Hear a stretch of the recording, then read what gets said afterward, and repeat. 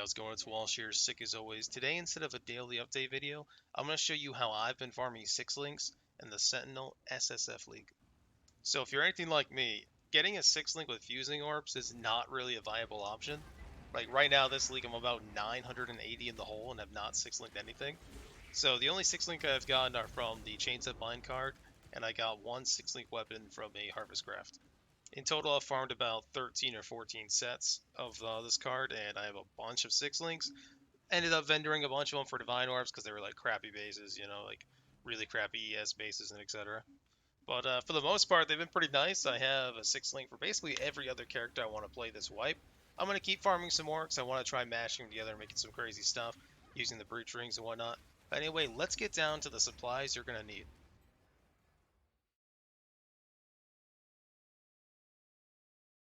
So if you've ever seen any of my videos before, you know I like to keep things very short and get right to the point. So if there's anything like that I went over too quickly and you're confused, please feel free to leave a comment. I'll definitely answer because I always read all the comments. Alright, let's get over the supplies I recommend you have. I would recommend you have at least a handful of rusted divination scarabs, or better ideally. You know, at least like 10 or so. Get yourself some harbinger scarabs and some shaper scarabs. Now, you're also going to want to have your Atlas upgrade, your map device upgrade to 5 if you've done Legion. If not, 4 is fine. You can just use 1 sack fragment and just use 2 scarabs in your map. These are listed in priority order, so obviously Divination Scarab most important, Harbinger second most important, and then Shaper is just, you know, extra bonus mobs. You can also do Elder, doesn't matter, they're both do the same thing.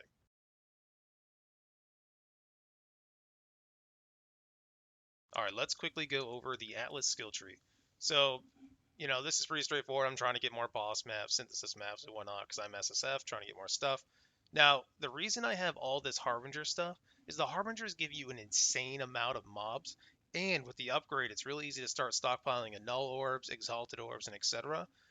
And in addition to that, it's really nice with your Sentinels because they just keep feeding you mobs for your red Sentinel. The Sentinels I would recommend you have, I'll go over more later on, but if you just want the TLDR, just use red and blue. So we also have Alva, and the main reason for that is one, double corrupts are my life. I love them so much. But Alva also gives you a ridiculous amount of density. I would argue it's the most, if like at least the second or third most density you can get from any of the masters, because you have to think she gives you 3 entire full temple rooms. And let me tell you, if you use your Sentinel in there, they will drop a ton of stuff. Strong boxes are here mainly to help us maintain our scarabs and to just give us additional currency. You know, you can change a lot of stuff in this tree, especially if you're just trying to target farm 3 links, or sorry, 6 links. You know, you can get rid of all this stuff up here if you wanted to, you know, because you don't need bosses or whatever. But I would not drop strong boxes, and I would not recommend dropping harbingers. Most of my cards come from both of those mechanics. You could also, like, if you were going to drop stuff, I would say, you know, get rid of this. You probably don't need blueprints as much as I do. Get rid of all the essence stuff if you want, and get whatever other thing you would like. But with the addition to blocking all kinds of mechanics you don't like, which, by the way, GGG, best update you've ever made. Like, seriously, these 10 nodes changed my life. Yeah, you can swap to anything you want, you know, drop harvest and etc. Like I said, the only things I would keep are strong boxes and harbinger, and I would strongly argue for keeping alva as well. But that kind of comes up to you. Like if you don't like alva, it's not worth doing if you don't like it.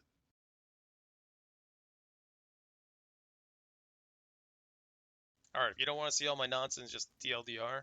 You need divination card scarabs, harbinger scarabs, sacrifice fragments.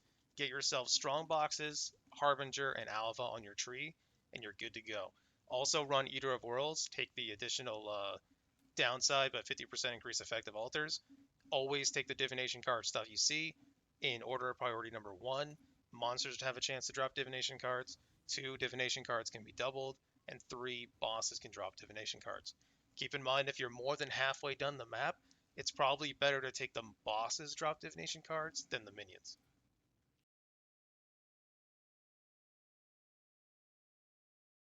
So I'm going to explain a few more things to you, and in the background I'm going to have a sample run. I actually ended up getting 7 cards in this one map. The most I have gotten in one map is 9. You know, I'm trying to get 11 in one map, but I mean, that's kind of hard to do. Okay, let's talk about the altars real quick. First of all, if you're trying to get this card and you're not just trying to stockpile currency, strongly recommend you go with the Blue Man, Eater of Worlds, 10 out of 10. Now, the priority things you want on the altar in order are 1, Mobs have a chance to drop divination cards. Two, divination cards can be doubled, and then the third one being boss drops divination cards. Now, if you get like more than halfway through the map, and then you see the choice of either the mobs dropping cards or the boss drops like 5 or 6 or whatever, then I would definitely take the boss. Keep that in mind. Like, sure, you'll probably get more cards if you go for the mobs for the 3% chance or whatever. But if you're already more than halfway clear the map, or like even more than that, like the odds of you getting more than like 5 or 6 cards is very low. So if you don't have the supplies to do this run right now, that's totally fine. I actually planned for this. I spent 1.5 days or so just farming for scarabs and sacrifice fragments. That's totally fine to do. Get some nice maps you like running. I was doing dunes because I was also farming breach at that time, just to get the invitation done. So I would recommend you have at least 10 scarabs, preferably though, ideally, especially if you want more than one set, I'd recommend at least more than 20. 20 to 30 is a really good healthy amount.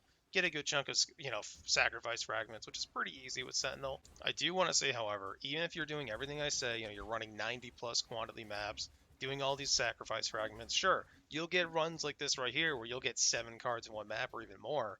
But please keep in mind, everything is RNG.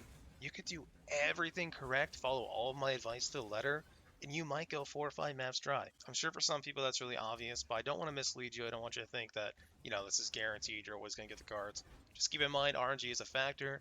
All you can do in this game is try to get the odds in your favor as much as possible. Anyway, I hope this helped. Hope you enjoyed, and I'll see you tomorrow.